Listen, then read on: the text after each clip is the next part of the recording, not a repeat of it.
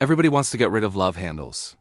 But here's the hard truth. Most people are doing the wrong workouts, eating the wrong way, and waiting for fat to disappear from the one place your body fights the hardest to protect.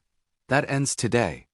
Before we go any further, if you're serious about changing your body in 2026, I need you to do one thing right now. Subscribe to the Brick Body Brief. It's my free weekly newsletter where I break down exactly what to eat, how to train, and how to stay accountable when motivation runs dry. No fluff, no filler. Just raw, real guidance every single week. The link is in the description.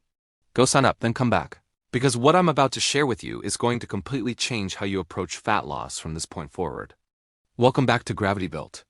I'm not here to sell you shortcuts, gimmicks, or false promises. I'm here to give you the truth brick by brick so that 2026 is the year your waistline actually changes. Let's get into it. Let me say something I've said 1,000 times and I'll keep saying it until it sticks. If you want to lose fat, whether it's your belly, your chest, your lower back, or your love handles, the very first thing you have to fix is what you're putting in your mouth. Not your workout program, not your cardio schedule, your food. And I don't want you to think of this as going on a diet, because a diet is something you hop on for a few weeks and hop off the second you hit your goal or life gets stressful. What I'm talking about is a lifestyle, the way you feed your body every single day, whether you feel motivated or not, whether it's a Monday or a holiday weekend. Here's what most people get wrong. They hear words like keto, intermittent fasting, or eating clean, and they think following those rules is what creates fat loss. It doesn't. None of that matters if you're still eating more calories than your body burns. You can fast until noon, cut out every carb in sight, and meal prep Tupperware towers every Sunday. But if your portions are too big and your total calories are too high, your love handles are not going anywhere. Your body doesn't respond to rules. It responds to math. A calorie deficit is the only mechanism that forces your body to burn stored fat. That simply means you are consuming fewer calories each day than your body burns, which forces it to tap into your fat stores, including those love handles for energy. If your waist hasn't changed after weeks or months of trying, your deficit is either too small or too inconsistent. Your body doesn't lie. So here's how to get your numbers right. Go online and search for a TDEE calculator. That stands for Total Daily Energy Expenditure, which is the number of calories your body burns each day through simply existing, moving, and training. Plug in your age, height, weight, and activity level, and it will give you your maintenance calories, the number at which your weight stays the same. From there, subtract 300 to 500 calories from that number, and that becomes your daily fat loss target. That's not a guess. That's not hope. That's your roadmap. Now, I know nobody loves tracking food, but let me ask you something. What do you dislike more, logging your meals for a few minutes a day, or looking at the same waistline you've had for years? Only one of those things is optional. If you're brand new to this, track your food for at least 30 days. Think of it like training wheels. Temporary discipline for a permanent result. It'll teach you what real portions look like, which foods keep you full, and how many calories you've actually been consuming without realizing it. Once you've built that awareness, you won't need to track forever, but until then, track. No shortcuts here.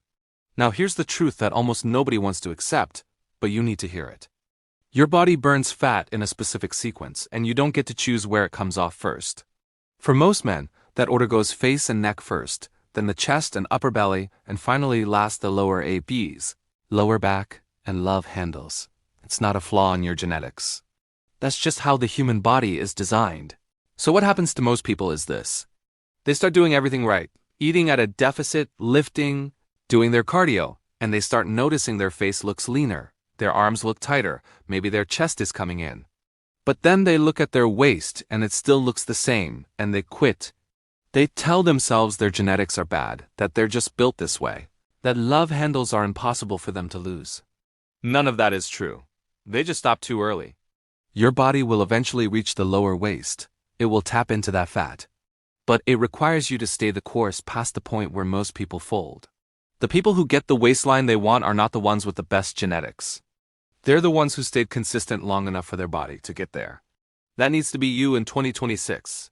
Let me keep it real with you about training. Crunches and sit-ups are not going to carve your abs or eliminate your love handles on their own. AB training has its place, and yes, you should train your core. But if you want to actually shape your waist and develop that athletic taper, You have to train the muscles that control your waistline, and those are your obliques. Your obliques don't specialize in crunching forward. They specialize in rotation. They twist your torso, stabilize your spine, and control the movement of your ribs and pelvis. So if you want your waist to look tight and defined, your training needs to reflect that. You need top-down rotation, where you're twisting your upper body. You need bottom-up rotation, where your legs are driving the movement.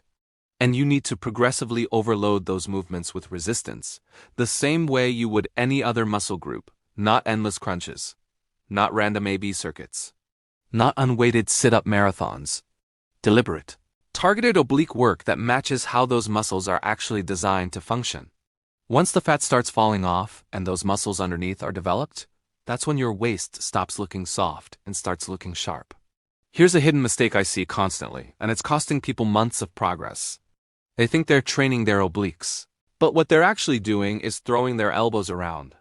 If your elbows are doing most of the work during bicycle crunches or Russian twists, you are not rotating, you are performing an illusion of rotation, and your obliques are barely involved. Let's fix bicycle crunches first.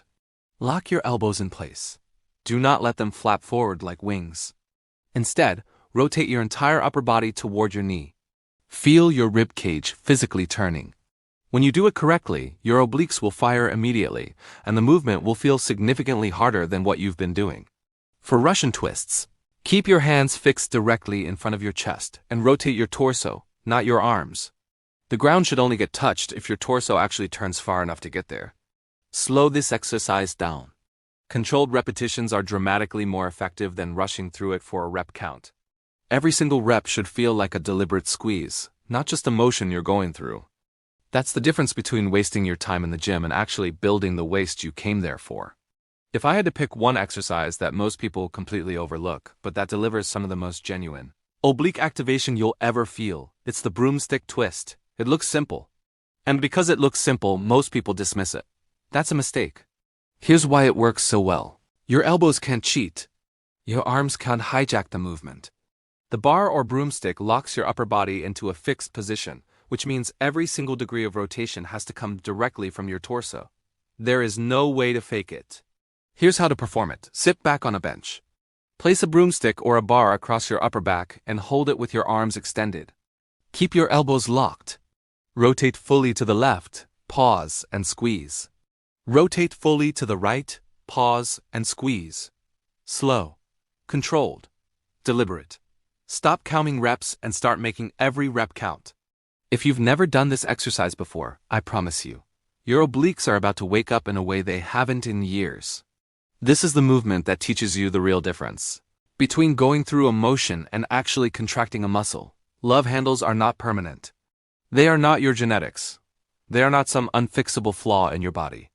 They are simply the result of a calorie surplus, inconsistent movement, and undertrained obliques, all of which are completely within your control to fix.